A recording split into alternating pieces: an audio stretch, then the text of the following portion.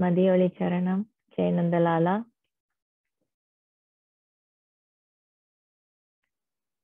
Interesting topic today. And as usual, I love this. Another nayanmar.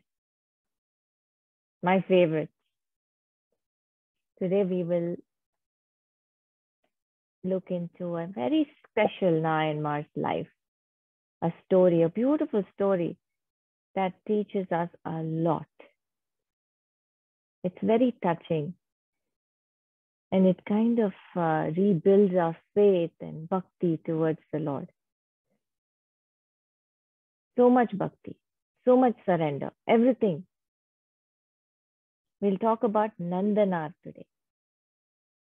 Naalai Povar is the name of this nayanmar. Naalai Povar initially was known as Nandanar. Nandanar was born in a lower caste family, and he was the one, they do farming, they do all the cleaning, and they make instruments for the temple. And Nandanar mostly spent time making instruments like drums, veena, all this he made for the temple. And he just supplied it. And he had so much joy doing that. He was never, he was a big bhakta of Lord Shiva, but never thought or felt bad that he was deprived of the fact that he couldn't go inside the temple. Those days, these sets of people were not allowed inside. There was the lowest caste was not allowed inside the temple. And due to that, he had to stand outside and get a darshan of the Lord. So that being said, everywhere he would stand outside and be so happy and content with whatever he saw. He would see the beautiful sight, the Lord, all his alangaram from so far away. So far away. And this actually reminded me of how far we are now when we see the Lord in Tirupati, right? The distance. So that's how far away Nandanar was, standing at every temple and viewing every lingam from such a distance, but never once thought, oh, I'm not able to go inside. He was always very happy with what he had. That darshan, that beautiful darshan was enough for him. From outside, whatever he got, he was very happy. No complaints. That gives us one lesson, right? Be content with what you have. Some people don't even have that. So Nandanar was very, very thankful. He had eyes. He had the ability to look that far and could see the Lord. So he was so grateful for that. And every time he got that darshan, he was very happy. So he supplied the instruments and he used to get the darshan, very happy. Now, once he wanted to visit Thirupunkur. He was talking with his, family and friends, his own, the other people around him. And they were all talking around the fireplace, and they just wanted to go and visit Thirupunkur. And they all said, what's the point in going? We can't see the Lord. Everybody said. But Nandanar was like, I still want to go. They say that he's very beautiful. The Lord is beautiful in that temple. I still want to go, he says. Everybody's like, no, I'm not interested. You go. And he says, no, don't be like that. Don't be a spoiled sport. Let's all go. You go. I will take you, he said. Come with me. We'll all go. Jaliya Pesindapon, he says. We'll all enjoy the trip. We'll talk and go. We'll sing his praises and go. The whole time, Nandanar spent talking about the Lord only. If he spoke with his friends, it was about the Lord. And every time he had ashes all over his body. Already these people are cleaning. They're already in the fields. They already have mud on them. They already look, like something is smeared all over them all the time. They have no time to go and wash themselves. And on top of that, he smears the ash also on. He smears ash all over him. Because that is Lord Shiva for him. That is how he keeps him close. So this is how he shows his devotion for the Lord. And everybody will make fun of him. What have you got all over your body? And stuff like that. So he'll say, it's ash. They won't understand. They'll be like, okay, whatever, let him do. So now they all, on his request, they all go to Thirupunkur. Now he says, he describes the Lord as beautiful, that, this, that, whatever he overheard from other devotees. He's been talking about the Lord to all these people, so they're also very anxious. They're like, okay, the Lord is like this, we have to see that, this. Everybody's so anxious and they're all there now. And they come and like, they're right in front. They're waiting, for the door to open. They're outside. They're not going inside. From outside, they're seeing the Lord. They're standing outside and all they can see is this big bull in the middle. This is big bull. Huge bull. And who's that? Nandi. They're all like, ask Nandanar. Nandanar, what is this? You got us all the way. You made us walk all the way. Uru vittu uru vande. Left our place and came to another place to see a big bull. They say. We have it at our place. Why should we come all the way here to see a big bull? Nandanar didn't know what to say. Like, yeah, I know, I understand, he says. Yeah, I don't know what to do. He's sitting right in the middle. We're not able to see the Lord. The lingam is very small in this place, he said. He's very worried. He's not very happy because he's not able to see the Lord. He's sad inside. Like, what do I do? My Lord, I want to see you. Shivane, I want to see you. And all these people are making fun of him, mocking him. Now, he's showing us a bull. So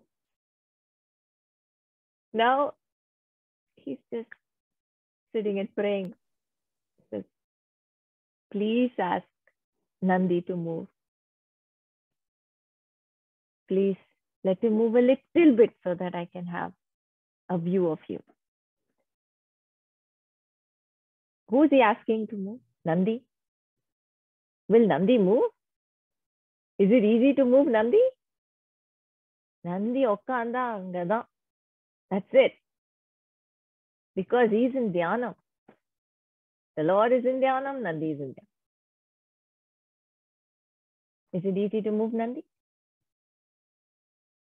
You can request Nandi, but Nandi won't move.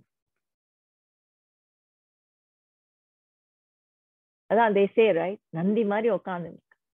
That means it can be a compliment. That means you're not going to move.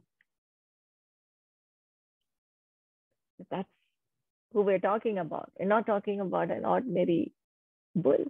We're talking about the divine bull, the biggest devotee of Lord Shiva, the one who you have to take permission to go and see the Lord, the guardian, the gatekeeper. Will Nandi move? Well, what did Nandanar do? He started rolling on the ground. He was so much in pain, sadness, he started rolling on the ground, crying. Swami, I came all the way to see you. I heard you're so beautiful. On top of that, devotees are coming out of the darshan. Did you see him?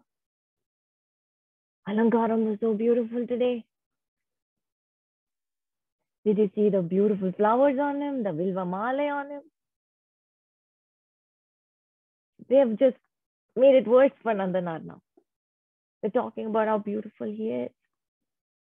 And here he is, not able to see him. Even worse, crying, crying, crying. And the people who are with him, they say, Vapa, let's go. It's okay, enough. Let's go. He's like, no, I'm not going from here without seeing him. I'm not leaving this place without seeing him. And he sits there crying. See, we all cry for so many things, right? We all cry for so many things. And what is this devotee crying for? To see the Lord. Genuinely, with so much love, ekam, yearning. He wants to see the Lord. So the Lord requests Nandi, my dear son, please move. My beloved devotee is here.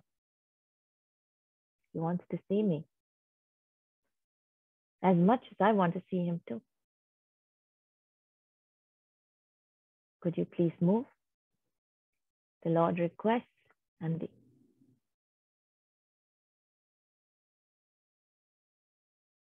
Only one person can make Nandi move, and that is the Lord.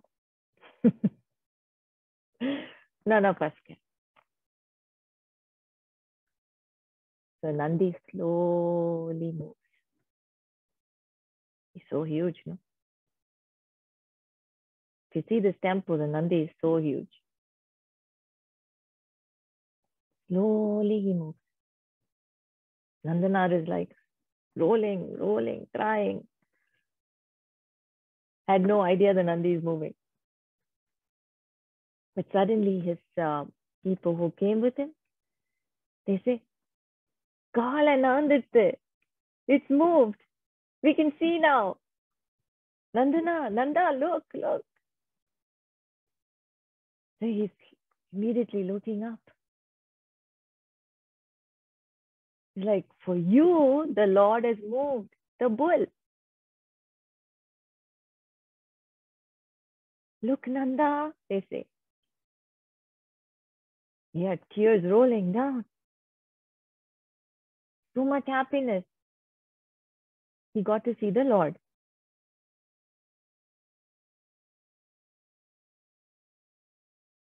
It's a true story. It's happened. When you go there, that Sthala Puranam has this story. Over there, it's very unusual because no temple, the Nandi moves like that. Nandi is in front of the Lord.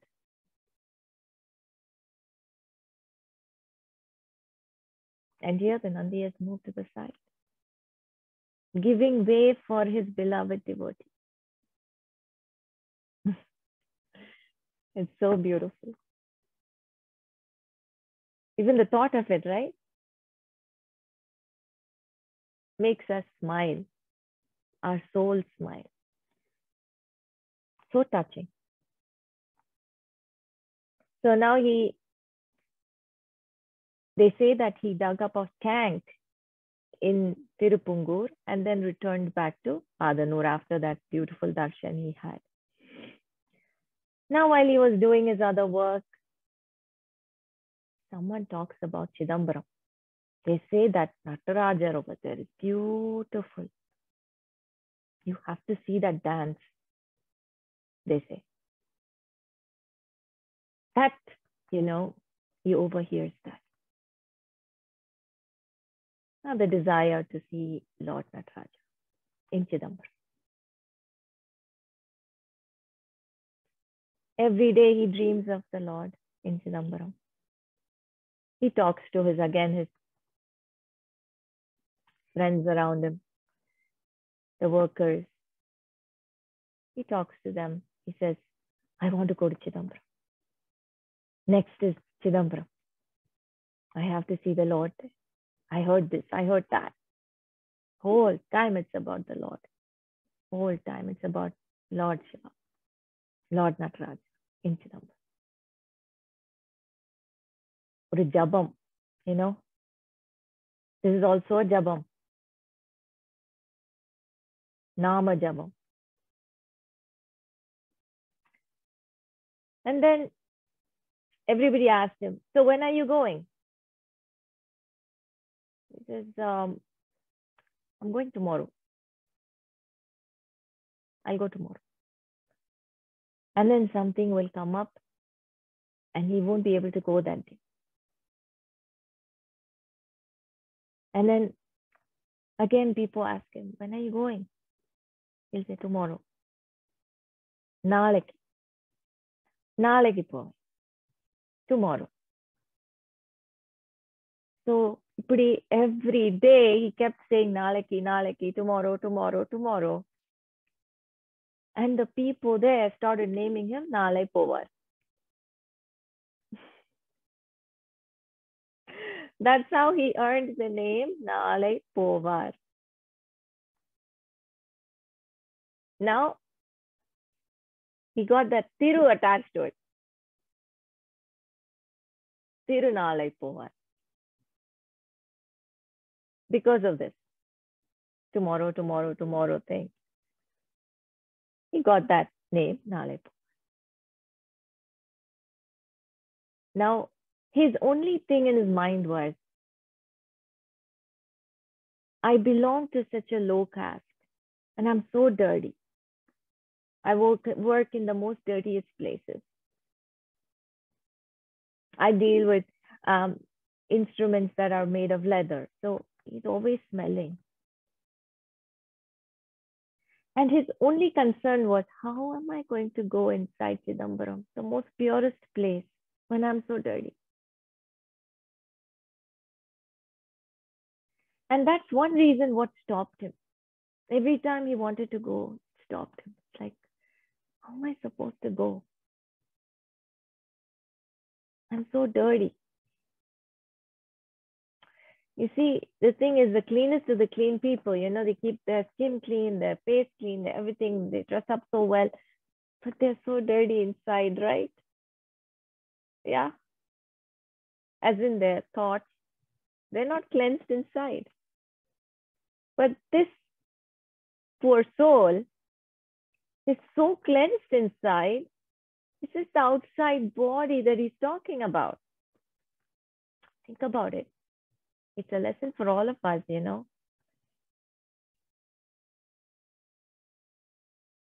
He thought of himself as he's dirty. Think about that. The only thoughts that he has is the Lord. How can he be dirty? How can he be dirty? So then somebody comes and talks about the Lord so much in Chidambaram that he decides, okay, tomorrow I'm going. Definitely I'm going. But then something comes up that he has to do, because everybody is given a land. This is the Chola kingdom. And during the Chola kingdom, everyone was given a land, a piece of land that they have to work on. The rice has to be grown, the grains have to be done, so that much grain from that much land. And there's a percentage that you have to pay taxes. Everybody. So this is the norm. He can't run away like that. He has some responsibility. So he says, Swami, now I'm like over all that thing that I was going through. The fact that I'm dirty outside and I can't come to see you. I got over all that. Now I really want to come. That's when I have this work that's stopping me.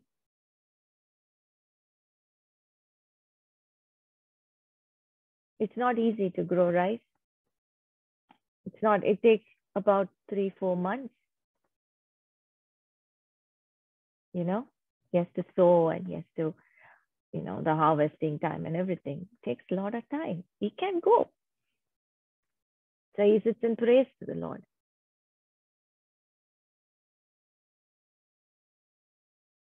And the thought of it, he just goes to sleep. He prays and he goes to sleep. The next morning, he wakes up to see that the Lord, what did he do? He had sent all his Shivaganas to do the whole thing for him. Everything was done in one night.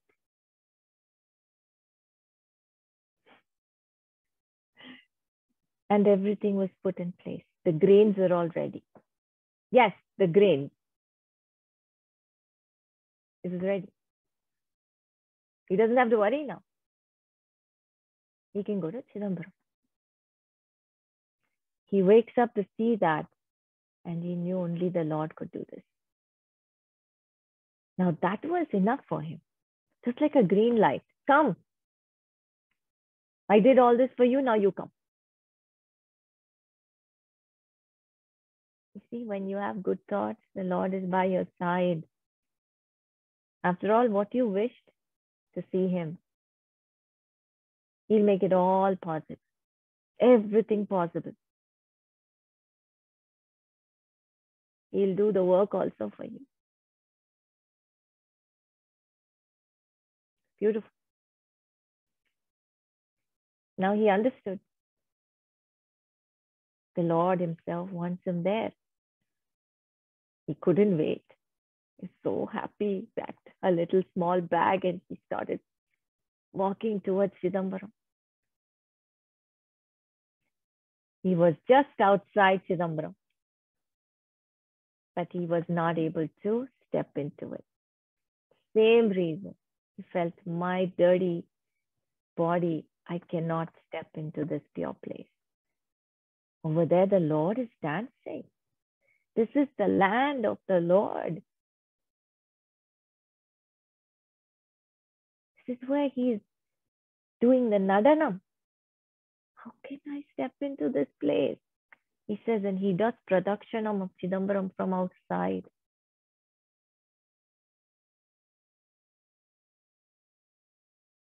For 3 days, he's outside doing Pradakshanam. And then he goes and sleeps in a mandapam.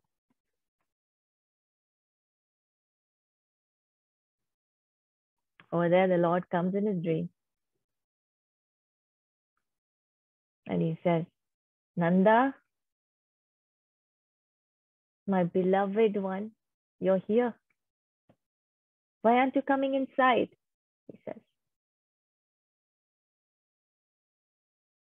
And he says, I'm so dirty. I'm very dirty. I didn't even take a bath. I'm stinking. How do I come?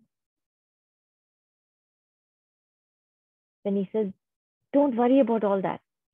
You come. I've arranged for the Brahmins to welcome you. See that? He says, what do you mean? So the Lord says, no, they will arrange for a nice fire. Take a fire bath and come to me. And you'll feel good, he says. Nanda was like, okay. See, that's a surrendered soul. If we were in the person, we'd be like, what is fire bath? What do I do?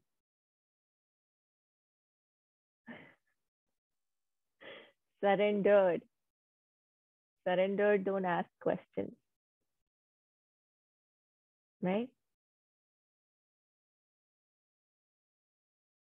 He says, okay. And he's excited. The next day. Now, meanwhile, the Lord has gone to all the people, about 200 people in Chidambaram. In their dreams, the Brahmanas, in their dreams, he has gone and he has said, my dear devotees here, Naalai Povar is here. Nanda is here. Go and greet him with full respect and arrange for a fire bath for him outside the temple. After the fire bath, he will come to me. Everybody's shocked. They all get up and they all had the same dream. Onakuma, Onakuma, Yenako, Yenako. So they're all like so shocked that all of us had the same dream. This has to be someone very special. So we'll go with the Purna Gumba. They say, and they take the Purna Gumba. Highest form of respect. The Lord himself has asked us to welcome him. We have to give him all the respect. So they take Purna Kumbha and they go. From a distance, Nadaswaram and everything is heard. Poor Nanda is sitting here and thinking about Lord Shiva. And suddenly he's hearing this Nadaswaram and lot of mantras being chanted in the air. It's like, coming towards him. And he's like, wow, that sounds so good. And he's closed his eyes and he's enjoying it. It's like, so good, this sounds. And then suddenly it's coming towards him and he's scared. He immediately gets up and he's hiding because he doesn't want anyone seeing him. But then they know exactly where he is. The sound is coming towards him, more and more, closer and closer and closer. And he's going away and away and away. But then there came a point where he couldn't go anywhere because there was that's it. The dead end. He couldn't escape. He's standing there like this. All of them come. All of them fall at his feet.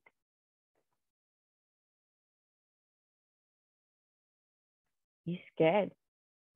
Like, did I do anything wrong? What happened? The same people who never allowed him inside the temple are here to welcome him.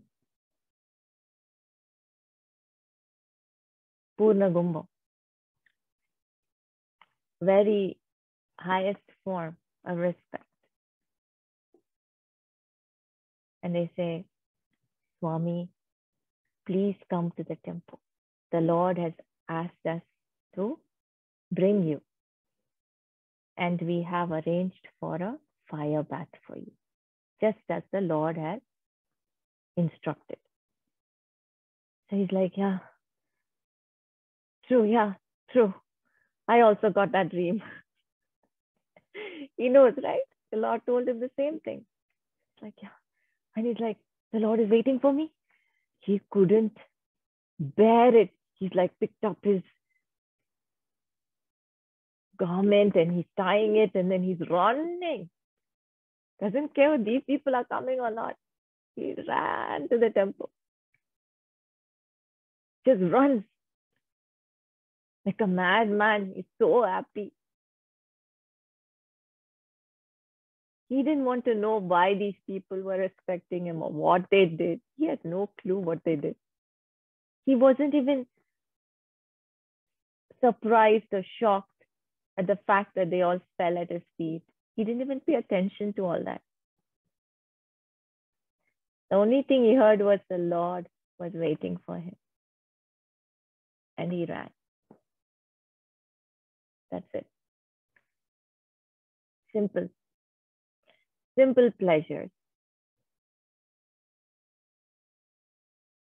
For us, it's simple. For them, for the devotee, for the surrendered, that's the bliss pleasure.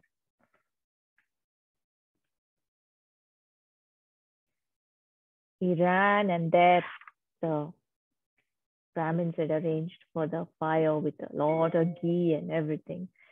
beautifully arranged, and it was like a big mountain of fire. He had to walk through that. He just took Lord Shiva's name, Om Namah Shivaya, and he stepped into the fire just in excitement that he's going to see the Lord. Never thought about the fire, never thought about fire can burn him. All these things never occurred to him. Just stepped into the fire. When he stepped in the fire, all the Brahmins that were watching around him were like, oh, because, it's fire. They all made this, screech and scream because they were worried about him. But they could see him walk through it. And he came out on the other side. He was shining. There was no dirt in his body. It seemed like he had become another person. His hair was all tied up in a knot. He had Rudraksham in his neck. He was having vibhuti all over his body.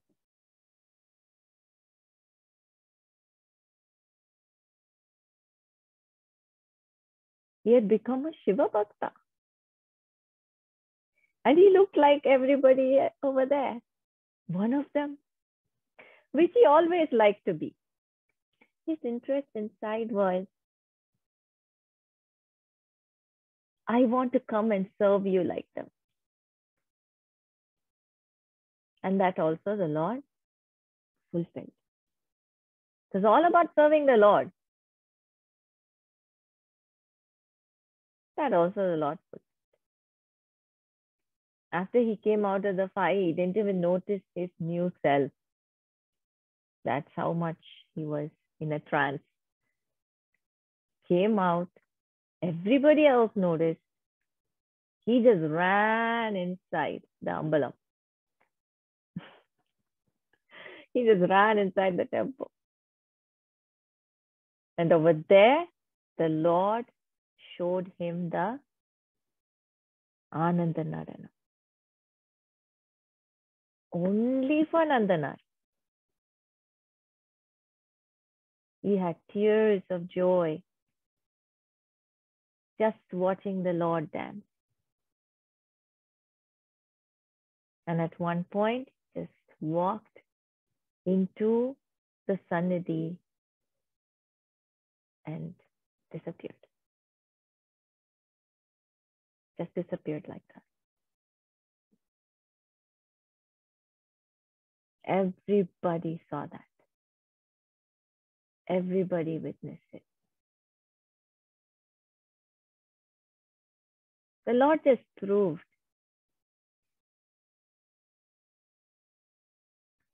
dirty is not in the physical outside. The Lord, why did he tell him to take a fire bath? Not because Nandanar was dirty. The Lord was willing to accept him as he is. Arikave Vani, it's okay. I'll embrace you. However you are. For him, he was dirty. He thought he was dirty, not the Lord. For the Lord, that just doesn't matter. The soul matters. He was a good, pure soul. No dirt there. Polished. The Lord was willing to accept him as he is, but he had a problem. He thought he was dirty. So he couldn't come with all his full-heartedness, So the Lord wanted him to be comfortable. That's why he did that fire bath, so that Nandanar will be comfortable to enter the temple. You see how kind he is? Even the Brahmins, everybody accepted him. They accepted him as he is because the Lord accepted him.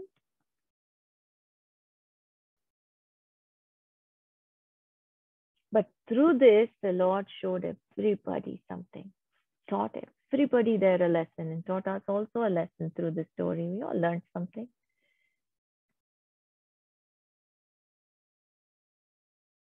Right? Keeping a clean soul is what it is. And being far or near, the pujari does puja every day to the Lord, may not be as close as a person standing very far, not even being able to see the Lord actually. He'll be closer to the Lord. Right? So many times I've seen this in Ambal's case, when Amma gives darshan, there'll be a lot of people around her helping her and this, that.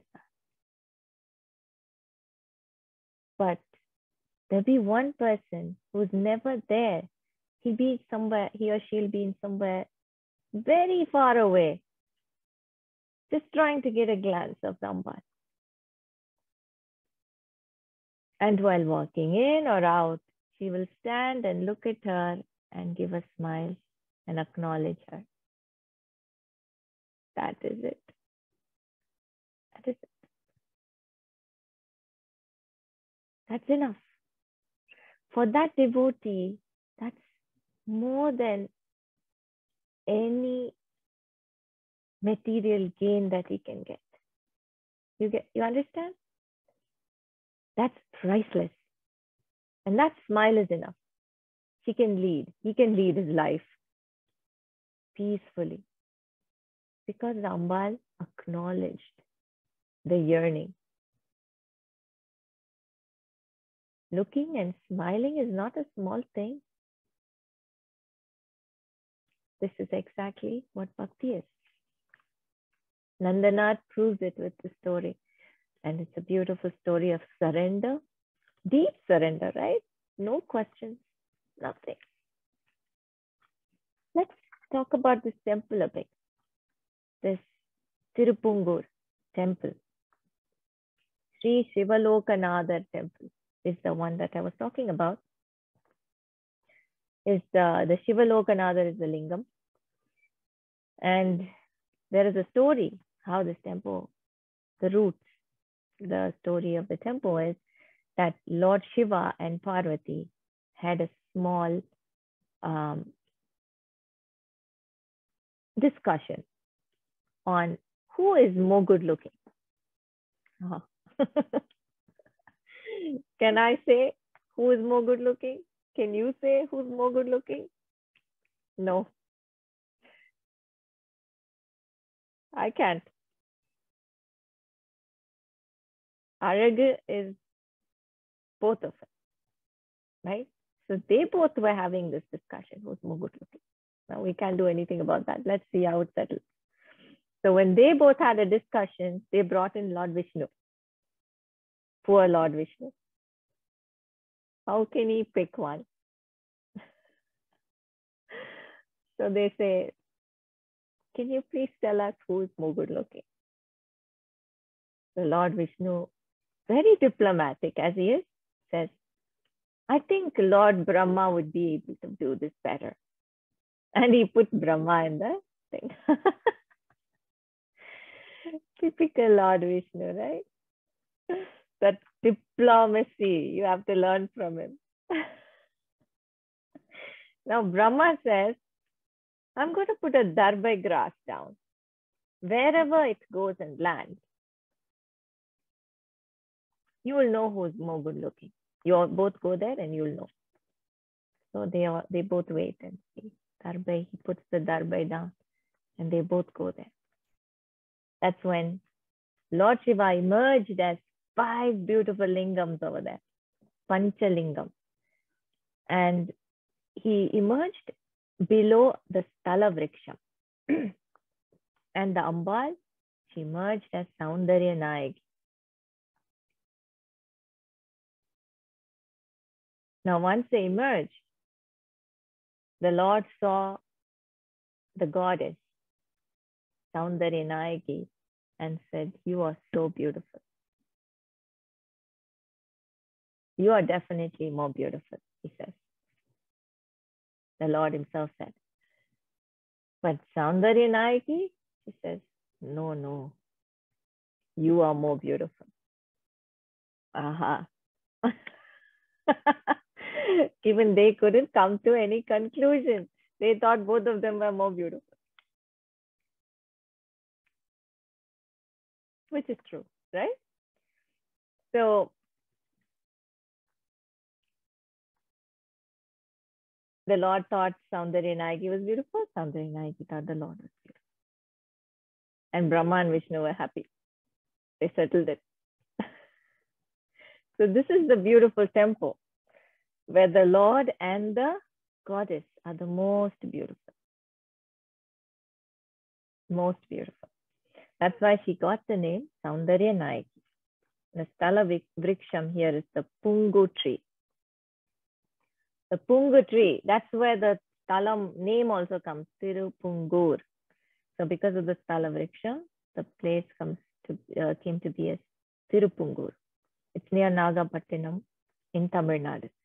Excuse me. Now this is a Padal Patra Sthalam where all the nayanmars have come and sang their Tevaram, Padigam, and to the Lord here. He's a beautiful Lord here. It's a Swayambhu Murti, obviously. From the story, we know that, right? The Lord himself came and manifested here. And a lot of renovations to this temple has happened during the Chola period. Chola period. The period has done major work, renovations on all our temples, as we've seen, right? Now, devotees offer punag paste to the Lord, Shiva Loka Nathar, on Mondays. Monday is a very auspicious day for Lord Shiva, so they offer punag paste to him. The Lord is in the form of an anthill here. The very small size. He's not big, like we said. Remember during the story of Nandanar, he couldn't see the Lord because he's small, a small lingam. So that's why he wanted the Nandi to move. Nandi is huge here. It's a huge Nandi. Now in all the other temples, the Dwarapalakas stand head raised like this, right? But over here, the Dwarapalakas are politely bowing down. Why? Because they're receiving Nandanar. The day he went there, the Lord asked all of them, told all of them, my beloved devotees here, asking Nandi to move. Dwarapalakas no. And they respected him and they bowed and they stay that way till today. Now, Kulam Vettiya Pillayar is also here. Now, why does he have that name? Because when Nandanar came here, he knows that he has to take a bath to come to the temple. So he'll be looking for a tank. So the Pillayar made it easy for Nandanar and dug up a small hole where the water was. And Nandanar could take a bath there and come to the temple. So that's why he got the Kulam Vettiya Pillayar. Now look at that, beautiful. When a devotee is coming. Now the son also has to help, right? Biggest devotee for his father's devotee is coming. So Pillayar also went to help. Kulam Vettiya Pillayar. And that is the Kulam, the small dug up thing that Nandanar helped to make it a bigger tank. So now as the Lord is in a anthill form, there's a kuvalai on top. There's a covering on top, always. But that is removed on Monday. So if you want to see the Lord without the covering on top, Monday is the day. So you'll see him as the sand anthill. Now they offer punag, like I said, on Monday. Now it's a 5-tiered Rajagopuram and it has 3 prakarams. And the lingam was worshipped by sage Agastya. Now, during the Chora period, Sundarar had come and visited this temple that time, one of the times. And that time, the region was going through a very bad famine, a drought. It was going through that time. The king got to know about Sundarar and that he's coming to visit here. So the king immediately found Sundarar in the temple. He understood that he's going to be in the temple and he came to meet him. Think about it. Sundarar is a very ordinary person, devotee. And the king comes to meet him. Now, he saw Sundarar praying to the Lord and he was so happy. He said, I have a request. The king says, I have a request. Sundarar said, please go ahead. What can I do for you? So he says, this place is going through a famine. And I know the Lord listens to you. Can you please request him to give us some rain? Sundarar says, definitely. I can do that. On one condition, he says, that you will give 4.6 acres of land to the temple. He doesn't ask anything for himself.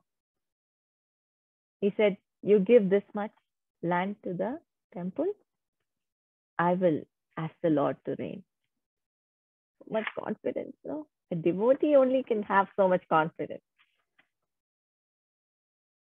So the king says, definitely, I will do that. And he agreed. Immediately rain started pouring. It started pouring like anything. There were floods. It was such a heavy rain that it was causing floods now.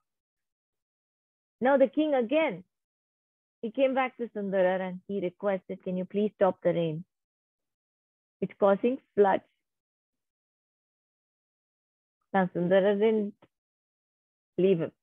He said, on one condition, that you will give another 4.6 acres of land to the temple. King agreed. Okay. The rain stopped.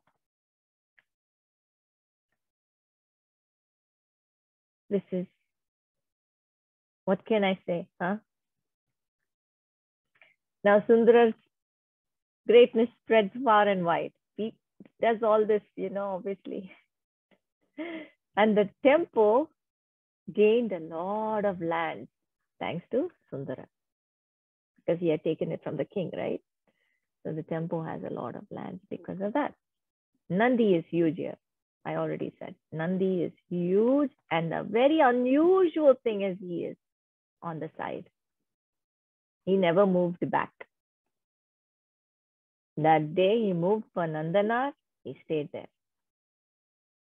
And here, especially Nandi's mouth is open and the tongue is out in most of the temple. All of the temples. In this temple, especially, his mouth is closed. Because when he wanted to say something to the Lord, he said, but how can I move and that and this? The Lord said, no talking, Nandi. On this subject, no talking. So his mouth is closed. That's what they say in this temple Purana. Even Nandi's mouth, the Lord closed for Nandanar. Nandi couldn't say anything. So it's a beautiful, I enjoyed telling the story to all of you. It's the story of surrender. It's a story, what happens when you surrender? The Lord himself is surrendered to us. A devotee is so dear to him. We are all very dear to him. It's just that we are so distracted with other things in our life that we forget and we put him in the corner.